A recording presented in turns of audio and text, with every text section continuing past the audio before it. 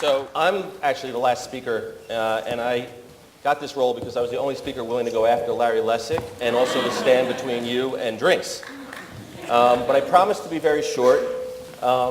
But I wanted to share with you something that I think may help frame for us a lot of what we've been talking about today and what we'll be talking about tomorrow, but in a slightly different way. So let me take you back to New York City in 1798. So the city had just suffered a yellow fever epidemic where 1 out of 20 New Yorkers were dying. But diphtheria, cholera, and tuberculosis were also very rampant. Back then, New Yorkers got their water from contaminated wells. And even though science had yet to make the connection between those wells and their illnesses, New Yorkers knew their city was filthy and that their tainted water made the epidemics worse. They were fed up, and the city council started making plans to bring fresh water to New York City from the Bronx. But a young state assemblyman by the name of Aaron Burr had another plan. Aaron Burr proposed the creation of a private company he created which would be given sole water rights. The Manhattan Company was incorporated, and in addition to the water rights, it was given the ability to engage in banking. Today, we see the legacy of that idea.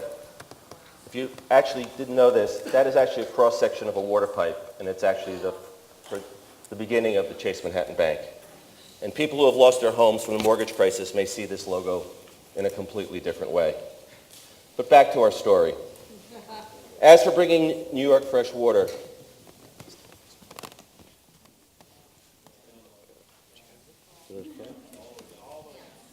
there it is. Thank you. There was a map up a minute ago of the Collect Pond. I'm sorry. Thank you.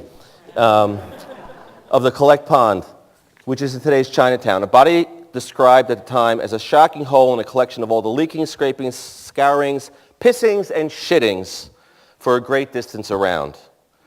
The city was estimated to need a reservoir of 3 million gallons. The Manhattan Company's reservoir held 132. Modern water systems used iron pipes and steam engines to drive their pumps. The Manhattan Company chose wooden pipes and horsepower instead. For 30 years, New Yorkers continued to drink contaminated water.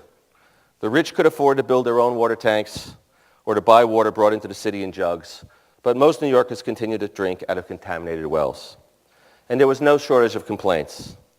Even Brock Holst Livingston, a former Manhattan Company director, wrote, "Inhabitants are drinking a proportion of their own evacuations as well as of their horses, their cows, their dogs, their cats, and other putrid liquids so plentifully dispensed." But in spite of being uselessly reviled, the Manhattan Company wasn't going anywhere. Its political clout ran deep, so deep that Mayor DeWitt Clinton, who was also a major investor in the Manhattan Company and a board member, pushed through a bill requiring the city to place all of the city's funds in the new bank. And then in 1932, a massive cholera epidemic hit the city. Half the city's population fled. Of the other half, almost 4% died. In today's terms, it would be as if 150,000 New Yorkers were to perish. This time, though, New Yorkers weren't going to mess around. Plans were started for a momentous project that would bring water to the city from the Croton Reservoir 41 miles north.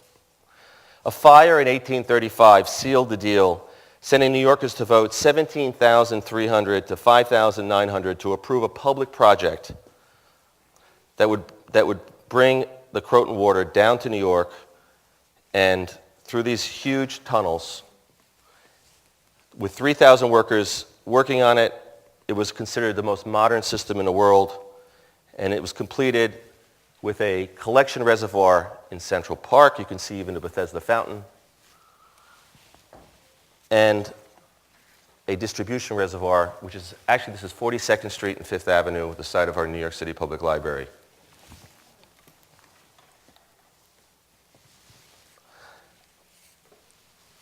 Anyway, two things happened after the city made that decision. The first thing that happened was that people stopped dying. The second thing that happened is that we became the capital of the free world in the 20th century.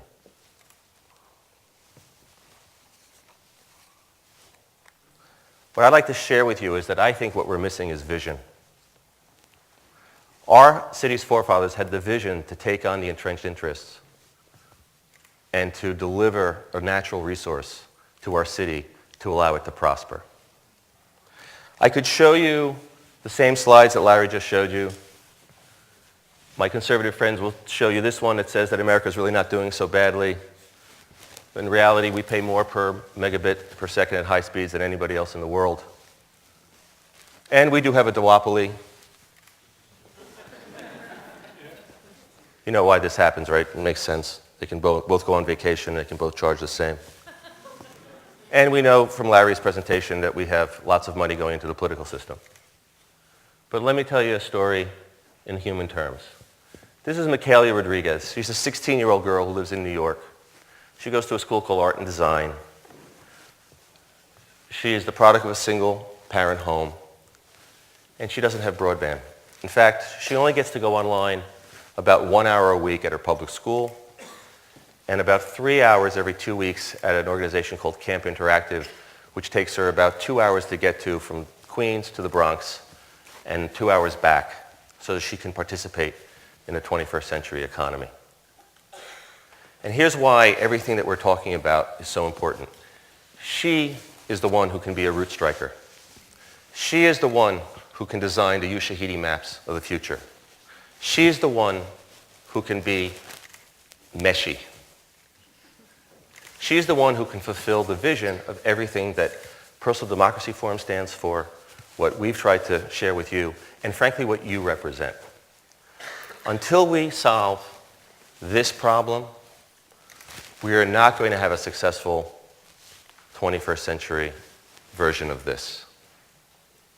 And so we can talk about policy all we want, but until we find the leaders with the vision to break that duopoly and to lead our country to a connected future that links us to the internet public that we're seeing growing around the world, our country will not be able to participate the way we all hope.